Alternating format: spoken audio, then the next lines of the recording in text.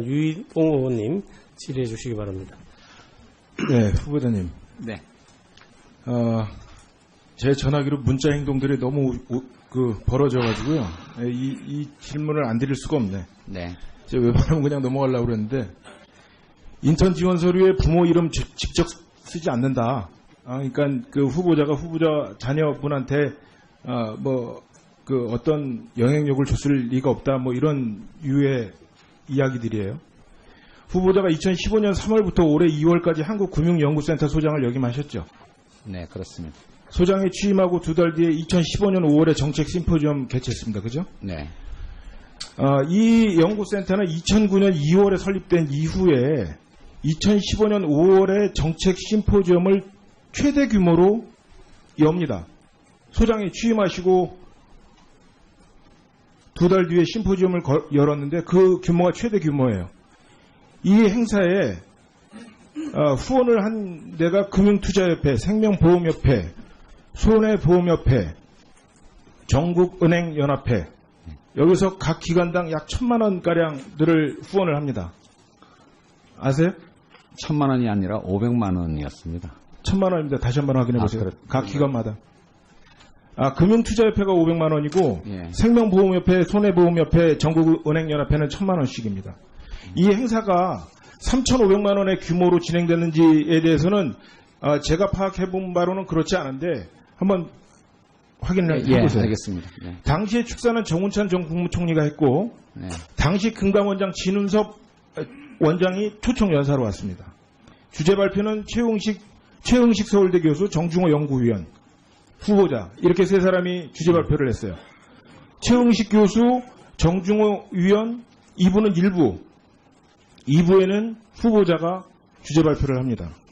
그런데 1부에서 그 주재 발표를 했다는 최응식 교수는 전 하나금융지주 사장 출신입니다. 정중호 연구위원은 하나금융연구소 연구위원입니다. 같이 하신 거예요? 네. 이런 최대 규모의 심포지엄을 여시고 6개월 정도 있다가 겨울방학에 아드님이 하나금융투자에 인턴으로 들어가게 되는 겁니다. 27대 1의 경쟁률을 뚫고요. 후보자는 직접 영향력을 행사하지 않으셨다고 하는데 제가 보기에는 최소한 방임방조는 충분히 있었다고 보거든요. 또 하나, 한 6개월 정도, 한 5, 6개월 정도 있다가 앞서 이야기했던 BNP 파리바스의 인턴으로 또 들어가는데 여기에는 28명의 후보자가 내부 추천을 받는 데입니다. 아무나 이렇게 원서를 넣는 데가 아니고요. 28명의 내부 추천을 받아서 그중 11명이 인터뷰를 보고 그중에 1명이 후보자의 자녀가 되는 겁니다. 이게 BNP 파리바 은행의 여름 인턴, 겨울 인턴, 하나금융투자의 방학을 이용한 인턴 자리가 그냥 쉽게 아무나 들어갈 수 있는 자리가 아니라는 것은 후보자님도 잘 알고 계시잖아요. 어떻게 생각하십니까? 여기에 네, 문제가 크다고 생각하지 않으세요? 의원님께서 이제 질의를 하실 때 처음에 사실은 한국금융연구센터의 심포지엄부터 말씀을 이어가셨기 때문에 아마 들으시는 분들이 또 당연히 인과관계에 관한 의혹을 가지실지 모르겠는데요. 사실은 그 심포지엄의 주제가 그러니까 문재인 대통령도 그렇지만 또 안철수 후보 등도 공약으로 얘기했던 금융그룹 통합감독체계에 관한 심포지엄이었습니다. 우리나라의 어떤 금융그룹의 감독체계를 어떻게 개선할 것인가 그 앞에 있었던 그러니까 제 질문은 그래서 그것이 뭐냐면 그러니까 우리나라의 4개 금융업종의 협회들이 다 후원 단체로 이제 들어오게 된 것은 바로 이것이 우리나라의 어떤 그룹의 감독 체계에 대한 중요한 어떤 변화의 어떤 계기가 됐기 때문이다라고 저는 생각을 하고요. 뭐 그런 의미에서 그 심포지엄과 제 아들의 어떤 인턴을 연결시키는 것은 저로서는 정말 조금은 제가 그 심포지엄이랑 연결을 하는 것이 아니라 후보자가 갖고 있는 그 금융업계를 포함한 전 재계에 대한 영향력을 이야기하는 거고, 그 영향력이 자녀분이 인턴에 들어가는데 지대한 영향력을 끼치지 않았느냐는. 네. 그러니까 의원님께서 가지시는 어떤 의혹에 대해서는 그러니까 제가 뭐라고 대답할 수가 없지만 뭐 그런 부분에 관해서 많은 분들이 그러니까 의혹을 가질 수 있는 것에 대해서는 제가 뭐 그것을 어떻게 아니다라고 설득할 수 있는 어떤 그러니까 근거는 없는 것 같고요. 이런 문제에 대해서 정말 많은 분들에게 상처가 될 수 있는 그런 일이 있었다는 것에 대해서는 정말 송구스럽게 생각을 합니다. 제가 지금 이 문제에 대해서 다시 말씀을 드리는 이유는 뭐냐면, 네. 후보자 가족과 관련된 부분에 대한 저희가 청문위원들 입장에서는 충분히 질의를 할 수 있는 내용이고, 네. 그 의심에 대한 궁금증을 풀어달라고 후보자께 질문을 하는 거 아니겠습니까? 네, 그렇습니다. 그런데 앞서 제가 후보자의 자녀분에 관한 부분에 이야기를 했을 때 그 부분에 대한 대답보다는 앞으로 후보자 자녀가 취업을 어떻게 할 수 있을지 그것에 대한 걱정을 먼저 하셨단 말이에요. 또 후보자 배우자의 그 기간제 교사 문제입니까? 그 채용과 관련된 의문에 대한 질의를 했을 때는 후보자께서는 배우자의 경력 단절에 대해서 걱정을 하셨단 말이에요. 그 태도는 문제가 있습니다. 동의하십니까? 예, 그러니까 의원님에 대해서 그 의원님의 집에 대해서 충분히 공감을 합니다. 예, 송구스럽게 생각을 합니다. 바른정당이 존경하는 유이동 의원님 질의해 주시기 바랍니다. 네, 후보자님, 저는 이쪽입니다. 이쪽이요. 예, 죄송합니다. 후보자님을 오늘 처음 뵙습니다. 지명받으신 거 축하드리고요. 청문위원으로서 후보자를 뵙게 되는 게 그 첫 만남이라고 할 수 있는 것은 인사청문 요청서입니다. 대통령께서 국회로 보내시는데요. 그거를 통해서 후보자님을 일단 뵙습니다. 그 대통령께서 인사청문 요청안에서 후보자를 지명한 이유를 3페이지 정도에서 그 사유를 밝히고 있는데요. 화면을 보시면 잘 보이시나요? 네. 그 인사청문 요청 사유를 보면 첫 번째는 재벌개혁, 특히 지배구조 개선, 이 부분에 있어서 선구적 역할을 해오셨다는 점을 높이 사신 것 같고, 그리고 두 번째는 문재인 대통령 당시 후보 당시에 대선 캠프에서 활동하셨다는 점, 그리고 세 번째로는 동료와 교수들, 학생들 사이에서 인기가 좋았다는 내용입니다. 물론 그 지배구조 문제가 그 재벌의 지배구조 문제가 공정거래에 미치는 영향이 적다고 할 수는 없으나, 사실 이 부분은 상법에서 훨씬 더 중하게 비중 있게 다루고 있기 때문에 과연 후보자께서 맞다, 이분이 공정거래위원회를 책임지고 이끌고 나가는 데는 아주 적입니다, 이렇게 모든 것을 생각하기는 조금 어렵고, 또 문재인 대통령 캠프에서 일하셨다는 거, 동료 교수 학생 사이에서 인기가 좋았다는 거, 이 부분은 조금 그 전문성을 느낄 만한 부분은 아니었지 않느냐, 이런 생각이 듭니다. 그런데 그 요청한 맨 마지막 단락을 보니까 후보자님의 그 전문성을 아주 높게 평가하는 대목이 실려 있습니다. 한번 제가 읽어보겠습니다. 공정거래법 제도와 경제 정책에 대한 전문성과 함께 그간 보여준 탁월한 리더십을 바탕으로 중소기업 등 경제적 약자 및 소비자 보호 강화, 담합으로 인한 국민 피해 예방 및 구제, 대기업 집단 폐해 시정 등 시장경제 파수꾼으로서의 원칙과 기본에 충실을 기여하여 기업의 창의 혁신을 통한 경제제도약이라는 국정과제를 추진해 나가야 할 공정거래위원장의 역할 수행의 적임자로 평가되므로 인사청문을 요청합니다. 후보자께서는 대통령께서 하신 이상의 평가에 대해서 동의하십니까? 대통령께서 저에 대해서 저렇게 높게 평가한 거에 대해서 감사하게 생각하고요. 저 평가에 부응하도록 앞으로 노력을 하도록 하겠습니다. 네, 제가 봐도 아주 훌륭한 평가인 것 같습니다. 다음 화면 넘겨주시죠. 후보자님, 지금 화면에 띄어진 후보자 인사청문 요청서 내용 보고 계십니까? 네, 이것은 방금 전 후보자님이 보셨던 것이 아닙니다. 아까 보셨던 내용과는 단어 2개가 다른 요청서입니다. 바로 현 공정위원장이신 정재창 위원장 인사청문 요청서 내용입니다.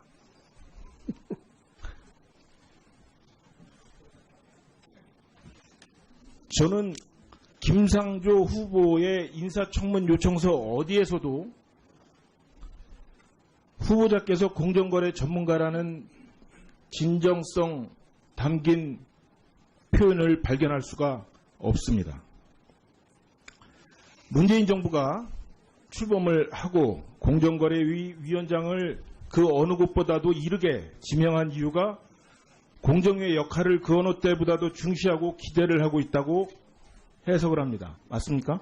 네, 그렇습니다. 그런데 이렇게 성의 없고 부실한 요청서를 받아든 청문위원 입장에서는 후보자님을 좀 더 꼼꼼히 살펴야 되겠다는 생각 외에는 들지 않습니다. 어떠십니까? 예, 의원님의 말씀에 대해서 깊이 공감하고 있습니다. 네. 특히 이 후보자 요청서 내용에 보면 국정과제를 추진해 나가야 할이라는 표현이 있습니다. 네. 이건 그 문재인 대통령께서 적폐로 지적한 박근혜 정부의 국정과제 아닙니까? 저 청문 요청서가 어떻게 작성되었는지는 제가 알 수가 없기 때문에 지금 의원님께서 질문하신 거에 대해서는 제가 적절한 대답을 할 수가 없습니다. 죄송합니다. 네. 지금 의원님께서 질의하신 것과 관련해서 글쎄요, 제가 답을 하기는 좀 그렇습니다만은 제가 공정거래법을 전공한 법학자는 아니지만 이와 관련된 전문성이나 또는 국정 철학 또는 저의 인간적인 어떤 품성, 특히 리더십과 관련해서 제 개인적으로는 그렇게 큰 결격 사유를 갖고 있지는 않다라고 생각을 하고요. 앞으로 의원님들께서 저에게 기회를 주신다면 국회와 충실히 협의하는 과정을 통해서 지금 말씀하신 공정거래위원장으로서의 역할을 최선을 다해서 추진해 나가도록 하겠습니다. 자, 유희동 의원님 수고하셨습니다. 하지 않으셨다고 하는데 제가 보기에는 최소한 방임방조는 충분히 있었다고 보거든요. 또 하나, 한 6개월 정도, 한 5, 6개월 정도 있다가 앞서 이야기했던 BNP 파리바스의 인턴으로 또 들어가는데 여기에는 28명의 후보자가 내부 추천을 받는 데입니다. 아무나 이렇게 원서를 넣는 데가 아니고요. 28명의 내부 추천을 받아서 그중 11명이 인터뷰를 보고 그중에 1명이 후보자의 자녀가 되는 겁니다. 이게 BNP 파리바 은행의 여름 인턴, 겨울 인턴, 하나금융투자의 방학을 이용한 인턴 자리가 그냥 쉽게 아무나 들어갈 수 있는 자리가 아니라는 것은 후보자님도 잘 알고 계시잖아요. 어떻게 생각하십니까? 여기에 네, 문제가 크다고 생각하지 않으세요? 의원님께서 이제 질의를 하실 때 처음에 사실은 한국금융연구센터의 심포지움부터 말씀을 이어가셨기 때문에 아마 들으시는 분들이 또 당연히 인과관계에 관한 의혹을 가지실지 모르겠는데요. 사실은 그 심포지움의 주제가 그러니까 문재인 대통령도 그렇지만 또 안철수 후보 등도 공약으로 얘기했던 금융그룹 통합감독 체계에 관한 심포지움이었습니다. 우리나라의 어떤 금융그룹의 감독 체계를 어떻게 개선할 것인가 그 앞에 있었던 그러니까 제 질문은 그래서 그것이 뭐냐면 그러니까 우리나라의 4개 금융업종의 협회들이 다 후원 단체로 이제 들어오게 된 것은 바로 이것이 우리나라의 어떤 금융 그룹의 감독 체계에 대한 중요한 어떤 변화의 어떤 계기가 됐기 때문이라고 저는 생각을 하고요. 그런 의미에서 그 심포지움과 제 아들의 어떤 인턴을 연결시키는 것은 저로서는 정말 조금은 제가 그 심포지움이랑 연결을 하는 것이 아니라 예. 후보자가 갖고 있는 그 금융업계를 포함한 전 재계에 대한 영향력을 이야기하는 거고, 그 영향력이 자녀분이 인터넷 들어가는데 지대한 영향력을 끼치지 않았느냐는. 네. 그러니까 의원님께서 가지시는 어떤 의혹에 대해서는 그러니까 제가 뭐라고 대답할 수가 없지만, 뭐 그런 부분에 관해서 많은 분들이 그러니까 의혹을 가질 수 있는 것에 대해서는 제가 뭐 그것을 어떻게 아니다라고 설명해보세요. 각 기관마다. 금융투자협회가 500만 원이고 예. 생명보험협회, 손해보험협회, 전국은행연합회는 1000만 원씩입니다.